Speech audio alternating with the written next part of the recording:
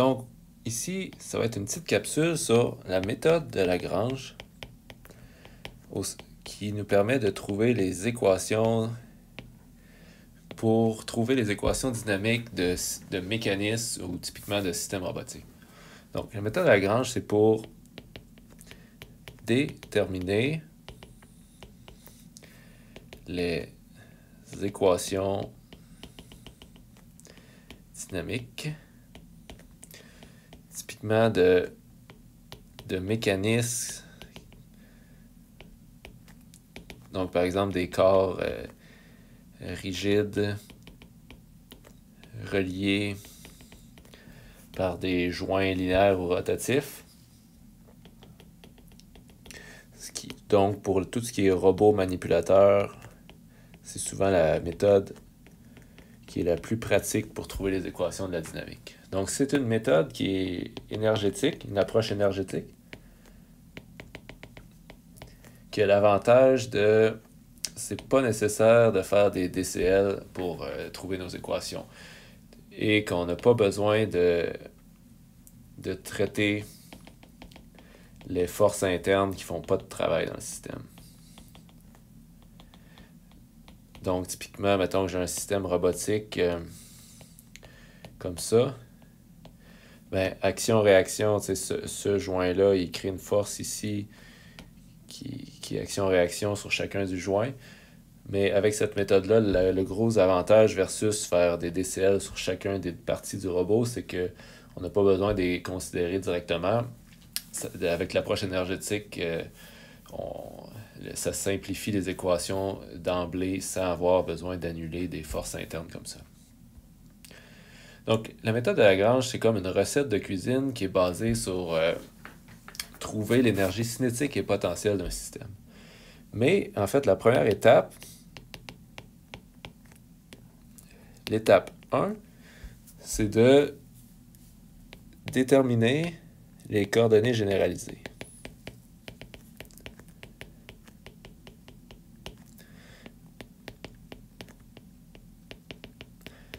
Donc ça, c'est le vecteur Q que je note dans toutes mes capsules qui doit avoir une variable pour chaque degré de liberté du système. Donc, si je vais faire ici en parallèle un exemple ici d'un système de 2 degrés de liberté. Donc, mettons que j'ai une masse 1 avec un ressort K, puis une masse 2, un amortisseur B qui serait bloqué sur la sortie ici. Donc, dans mon cas ici, de mon exemple, je pourrais avoir plusieurs façons de définir 2 variables qui définissent la position de mon système ici. Donc, je pourrais dire, je pourrais avoir delta x plus x2 comme ça. Mais une autre option, ça serait d'avoir comme 2x absolu. Donc, par exemple, ici, je pourrais avoir x1 qui est comme la position absolue de ma première masse et x2 qui est la position de l'autre masse. Donc, il faut faire attention parce que, il n'y a pas nécessairement de mauvais choix, mais il y a des choix qui peuvent rendre les équations plus simples que d'autres. Puis, il faut être consistant quand on fait un choix. Ici, si on part avec, on a défini, on utilise x1, x2 défini comme ça, il faut travailler avec ce système-là du début à la fin. Donc, c'est la première grande étape. Il faut bien choisir les variables, une par degré de liberté qu'on va utiliser. Donc, la deuxième étape ensuite, c'est on va calculer les fonctions énergétiques. Donc, on veut avoir un calcul, une fonction scalaire V qui dépend du vecteur Q et une fonction scalaire T qui dépend de Q et de la dérivée de Q, donc des vitesses. Ça, c'est l'énergie potentielle.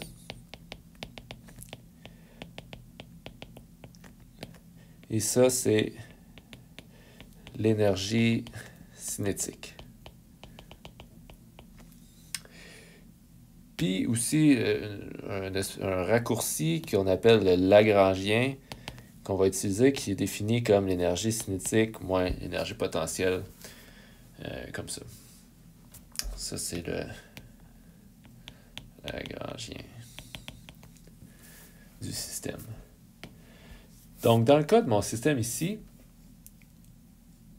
mon énergie potentielle ici, j'aurais la seule énergie potentielle que j'ai ici, la force conservatrice associée, c'est le ressort. Donc ici, j'ai 1/2 K delta X à la 2. Mais ici, il faut que j'écrive mon énergie potentielle comme une fonction de mes variables que j'ai choisies x1 et x2. Donc ici, mon delta X, il faut que je substitue par, en fait, ça va être x1 moins x2 au carré, comme ça. Pour ce qui est de mon énergie cinétique, ben ici, ça va être directement 1/2 m1 x1' à la 2 plus 1/2 m2 x2' à la 2. Comme j'avais ici choisi des positions absolues de mes masses, ben j'ai directement les vitesses absolues qui sont les dérivées de mes équations ici. Donc ça serait la deuxième étape ici pour calculer les fonctions énergétiques. Ensuite, troisième étape, on va dériver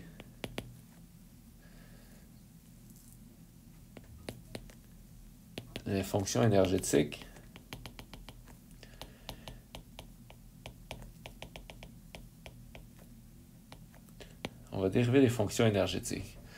Donc, chaque ligne de mon système d'équations, on va le retrouver donc pour toutes les i, dans le fond, dans tous les degrés de liberté qui sont associés à chacune de mes variables. Les équations de la dynamique vont être la variation dans le temps du dérivé du Lagrangien par rapport à la vitesse i, moins la dérivée du Lagrangien par rapport à la variable QI, va être égale à une force généralisée FI, que je vais revenir à discuter c'est quoi dans l'étape suivante. Donc, si on regarde la définition du Lagrangien ici, moi j'aime bien l'écrire directement en fonction de l'énergie cinétique et de l'énergie potentielle, cette équation-là, qui est équivalente. Donc ici, ça me donne la dérivée dans le temps de la dérivée partielle de l'énergie cinétique par rapport à la variable comme ça. Moins la dérivée dans le temps de... la dérivée de l'énergie cinétique par rapport à la variable QI comme ça, plus la dérivée de V par rapport à DQI. Dans le fond, vu que l'énergie potentielle dépend juste d'une variable Q, elle n'est pas impliquée dans le premier terme ici, parce que dérivée par rapport à une vitesse, il n'y a pas de terme. Donc, on retrouve l'énergie potentielle juste dans le deuxième terme. Juste dans le terme ici. Donc, pourquoi j'aime bien cette forme-là? C'est parce qu'ici, on retrouve directement des phénomènes physiques qu'on peut plus comprendre. Ça, c'est les effets inertiels. Dans le fond, ça va être relié à notre matrice Q fois l'accélération. Puis, on va retrouver ici, ça, c'est relié avec une matrice C. Dans le fond, si on voit que si l'énergie cinétique varie en fonction de la position, c'est que notre matrice H n'est pas constante. Donc, on va nécessairement avoir une matrice C dans le système, quand on voit que ce terme-là apparaît. Ce terme-là ici, ben, c'est directement notre vecteur G, c'est nos forces conservatrices. Puis la force ici, Fi, c'est toutes les autres forces. Fait que la méthode de Lagrange ne nous aide pas pour tout ce qui est force dissipatrice et autres forces des actionneurs. La méthode de Lagrange nous aide surtout pour calculer les effets inertiels, donc les matrices H, C et le vecteur G.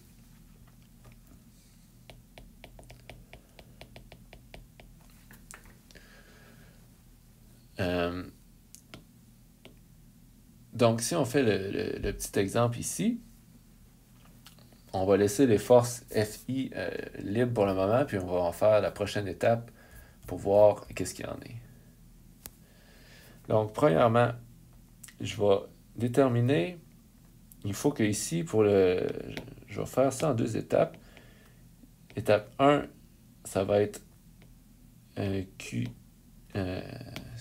Étape 1, je vais dériver mes équations en fonction de x1. Étape 2, je vais le faire en fonction de x2. Vu que j'ai 2 degrés de liberté ici, 2 variables dans mon vecteur Q.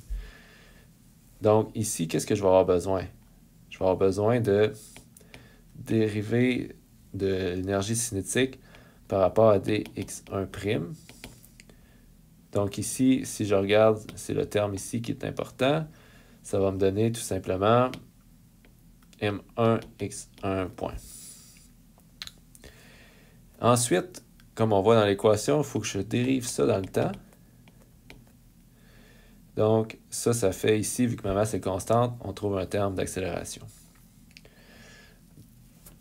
Donc ici, je vais faire tout de suite l'étape pour le numéro 2, vu que c'est la même chose pour un terme qui est similaire à la seule différence que c'est pour x2. On va ici trouver m2 x2 point. Ensuite, il faut aussi que je calcule le terme dt divisé par dqi. Et on voit ici que l'énergie cinétique ne dépend pas de la position dans ce cas-ci, fait que ça va être 0. Puis l'autre terme, c'est dv par rapport à dx1, qu'on va trouver ici que je vais avoir k x1 moins x2. Si on prend ce terme-là ici, puis qu'on le dérive par rapport à x1. Si ici, je fais les mêmes étapes pour la deuxième équation ici qui est par rapport à x2, je vais avoir dt divisé par dx2. Celle-là, c'est aussi 0 parce que le terme ici, vous voyez qu'il n'y a pas de dépendance à x2. Ensuite, on fait dv par rapport à x2 aussi. Ici, c'était x1, excusez.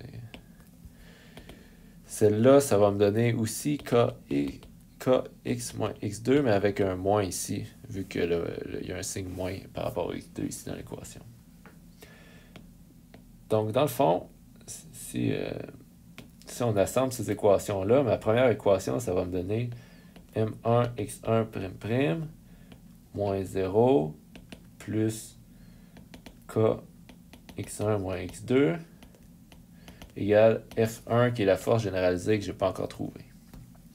Puis pour ma deuxième équation, c'est la première, ma deuxième équation, je vais avoir M2x2 point moins 0 qui est le terme qui vient d'ici, plus ici j'ai un signe moins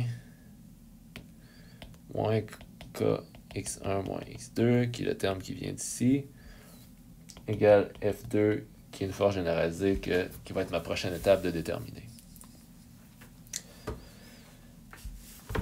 Donc, prochaine étape. Prochaine étape, c'est justement 4. Déterminer les forces qu'on appelle généralisées. Donc, les FI dans l'équation précédente. Qu'est-ce qui peut être considéré les forces généralisées? Ça va être les forces des actionneurs. Ça va être les forces externes qui s'appliquent sur le système. Ça va être aussi les forces dissipatrices, que c'est dans ce contexte-là qu'il faut considérer. Et le truc pour les trouver, c'est il faut calculer... faut trouver c'est quoi le travail fait par chacune des forces. Mettons que j'ai une force dissipatrice ou une force d'actionneur dans le système. Il faut calculer c'est quoi la variation du travail que cette force-là va créer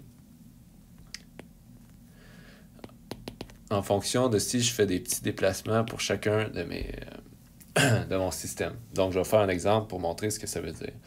Mais dans le fond, en gros, c'est si je déplace un peu... Si je déplace un peu une coordonnée, ça c'est la force que je veux inclure dans mes équations.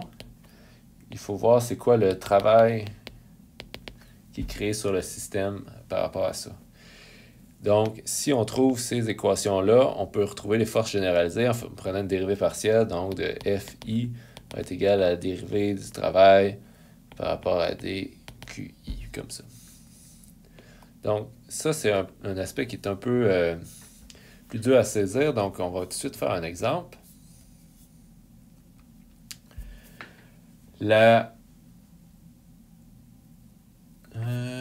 Qu'est-ce que j'avais mis ici comme force?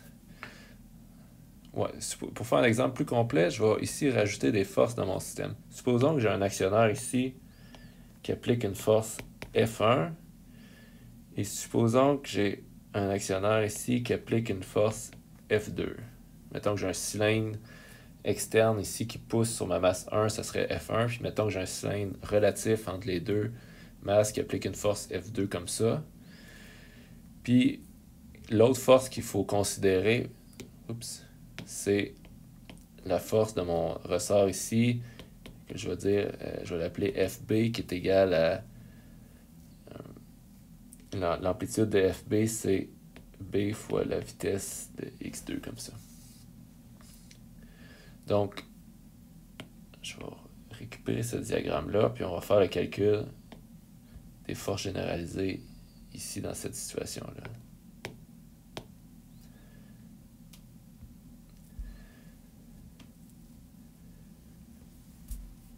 Donc, premièrement, il faut regarder qu'est-ce qui arrive si les DQ ici,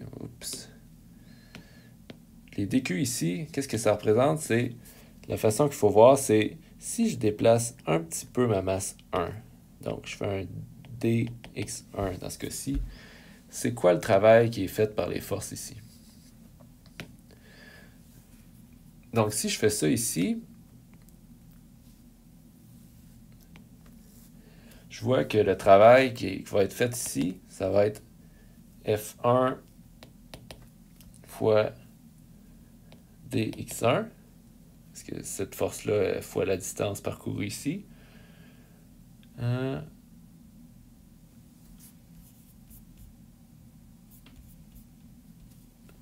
Puis, ici, l'autre force aussi, même chose, mais avec un signe moins.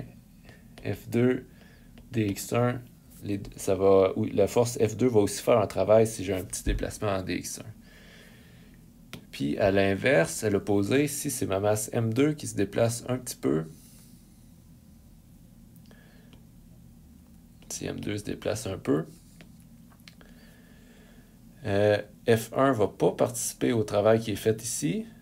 Je vais avoir ici que la variation du travail, ça va être F2 fois le dx2 moins bx2, ça c'est la force de l'amortisseur. Je vais juste écrire FB pour le moment.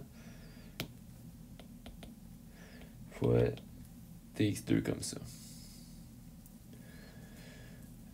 Donc ici, je vais avoir F1 moins F2 dx1 plus... En fait, ça, en fait, il y a un plus ici. On peut voir ça comme les effets pris individuellement. Et ici, que je vais isoler les dx1 et dx2. F2 moins force du damper qui est bx2 dx2 dw. Fait qu'ici, je trouve que ça revient à être ma force généralisée 1, parce que c'est dw sur dx1. Puis ça se retrouve à être ma force généralisée 2. Ah, ici, j'ai utilisé deux fois la variable f2. Erreur. Supposons que ça, c'est U1, U2, qui sont des forces. Ça serait un U, U, U, U, U, U2. Les U, c'est les forces des actionnaires, donc ici, puis les F, c'est mes forces généralisées.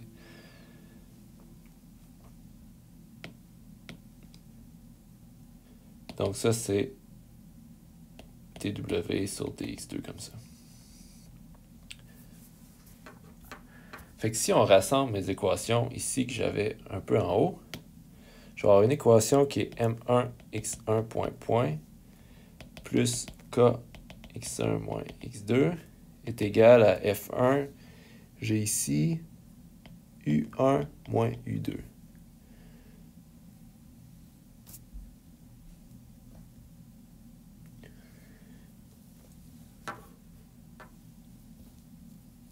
Puis ici,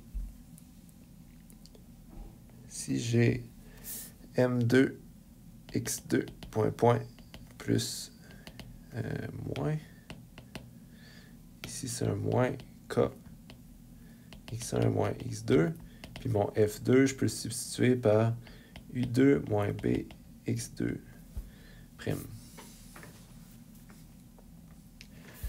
Donc on voit ici que ici j'aurai toutes mes équations qu'il me faut, mais une dernière étape qui peut être faite, c'est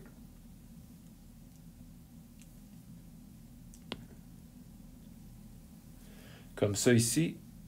Étape 5, ce serait assembler les équations sous forme matricielle. Si on veut revenir à la forme générale pour les systèmes robotiques, si je reviens à l'équation qu'on avait, pour tous les termes, on va avoir Lagrange qui nous donne d dt, dt sur dqi comme ça, moins dt sur dqi, plus dv sur dqi, égale des forces i. Donc ça, c'est comme les lignes de notre système matriciel. Ces termes-là vont créer, dans le fond, les termes HQ point plus CQ. Ce terme-là va créer le terme G dans mes équations, plus les termes D égale B taux plus J transpose F externe. Ça va être créé par, c'est nos forces généralisées, c'est le reste des forces ici. Donc ici, on va assembler nos équations. Donc si je mets ces termes-là sous forme matricielle, ici j'aurai un système qui est diagonal, M1, M2, 0, 0, genre X1 point, X2 point comme ça. Ici, ma force dissipatrice, dans le fond, je vais avoir un vecteur ici qui va être tout simplement Bx2, 0. En termes de vecteur G, donc les forces potentielles, je vais avoir K X1 moins X2 ou bien moins K X1 moins X2 ici est égal à, donc ici, si j'ai U1, U2, je vais avoir ici 1 dans ma matrice B, 1 moins 1, 0, 1. Donc, on retrouve ici que ça, c'est une matrice d'inertie. Ça, c'est une matrice, c'est un vecteur des termes d'accélération. Ça, c'est des forces dissipatrices. Ça, c'est des forces potentielles. Ici, ce n'est pas un vecteur gravité, c'est des forces potentielles qui viennent du ressort dans mon système. Ça, c'est ma matrice B. Et ça, ce serait mes forces d'actionneur que j'appelle torque ici. Donc, ici, c'est un exemple de comment on peut prendre la méthode de Lagrange. Ici, on l'a refait pour le ressort pour retrouver tous les termes de notre système d'équations génériques en format standard. Voilà.